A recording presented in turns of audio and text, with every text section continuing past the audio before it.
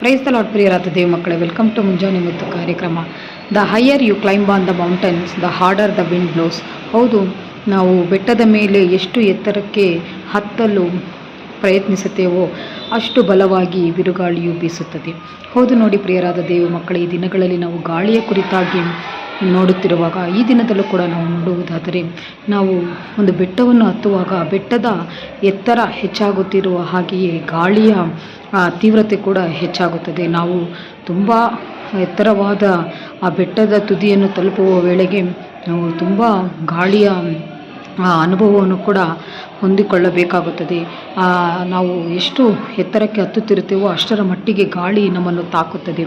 ಅದೇ ರೀತಿಯಲ್ಲಿ ನಮ್ಮ ಜೀವಿತದಲ್ಲಿ ಬರುವ ಎಲ್ಲ ಹೋರಾಟಗಳು, ಸಮಸ್ಯೆಗಳು ಕೂಡ ಗಾಳಿ ಹಾಗೆ ನಮ್ಮನ್ನು ತಾಕುತ್ತೇವೆ. ಅದು ವಿಶೇಷವಾಗಿ ನಾವು ನಮ್ಮ ಜೀವಿತದಲ್ಲಿ ಯಾವುದಾದ್ರೂ ಉನ್ನತಕ್ಕೆ ಇರುವಾಗ, ಅಭಿವೃದ್ಧಿ ಅಥವಾ ನಾವು ಯಾವುದಾದ್ರೂ ವಿಷಯದಲ್ಲಿ ಮೇಲಿಂದ ಮೇಲಿನ ಪದವಿಗಳನ್ನು ಹೊಂದಿಕೊಳ್ಳುವಾಗ ನಮ್ಮನ್ನು ತಡೆಯುವುದಕ್ಕಾಗಿ ಅಥವಾ ನಾವು ಅದನ್ನು ಜಯಿಸುವುದಕ್ಕಾಗಿ ನಮ್ಮನ್ನು ಬಲಪಡಿಸಲು ಅನೇಕ ರೀತಿಯಾದ ಹೋರಾಟಗಳು, ಕಷ್ಟಗಳು, ಸಮಸ್ಯೆಗಳು, ಸಂಕಟಗಳೆಂಬ ಬಲವಾದ ಬಿರುಗಾಳಿ ಬೀಸುತ್ತದೆ.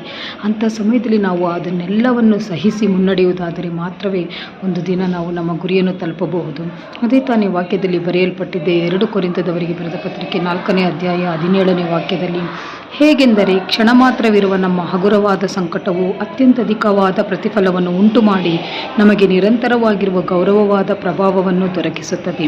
ಹೌದು ಪ್ರಿಯರಾದ ದೇವ ಮಕ್ಕಳೇ, ನಾವು ಗಾಳಿಯನ್ನು ನೋಡಿ ಹಿಂಜರಿದು ಅಥವಾ ಹೆದರಿಕೊಂಡು ನಮ್ಮ ಗುರಿಯನ್ನು ಮಧ್ಯದಲ್ಲಿ ಕೈಬಿಟ್ಟು ನಾವು ಬೆಟ್ಟವೆಂಬ ತುದಿಯನ್ನು ತಲುಪದೆ ಅರ್ಧದಲ್ಲಿ ಇಳಿಯುವುದಾದರೆ ನಾವು ಎಂದಿಗೂ ನಮ್ಮ ಗುರಿಯನ್ನು ತಲುಪಲು ಸಾಧ್ಯವಾಗುವುದಿಲ್ಲ. ದೇವರು ನಮಗೆ ಅಂಥ ಸಮಯದಲ್ಲಿ ಬಲವನ್ನು ಕೊಡುವವನಾಗಿದ್ದಾನೆ. ಆದ್ದರಿಂದ ನಮ್ಮ ಜೀವಿತದಲ್ಲಿ ಬೀಸುವ ಕಷ್ಟವೆಂಬ ಬಿರುಗಾಳಿಯನ್ನು ನಾವು ಯೇಸುವಿನ ನಾಮದಲ್ಲಿ ಜಯಿಸಿ ನಾವು ಆ ಬೆಟ್ಟವೆಂಬ ತುದಿಯನ್ನು, ಅಂದರೆ ಯೇಸು ಕ್ರಿಸ್ತನು ಉನ್ನತ ಸ್ಥಾನದಲ್ಲಿದ್ದಾನೆ, ಆತನನ್ನು ತಲುಪುವುದಕ್ಕೆ ನಾವು ಈ ದಿನ ಪ್ರಯತ್ನ ಮಾಡೋಣ. ಅದರ ಮೂಲಕ ಬರುವ ಉನ್ನತವಾದ ಆಶೀರ್ವಾದವನ್ನು ಹೊಂದಿಕೊಳ್ಳೋಣ. ದೇವರು ಈ ವಾಕ್ಯ ಭಾಗದ ಮೂಲಕ ನಮ್ಮನ್ನು ಆಶೀರ್ವದಿಸಲಿ. God bless you. Have a nice day.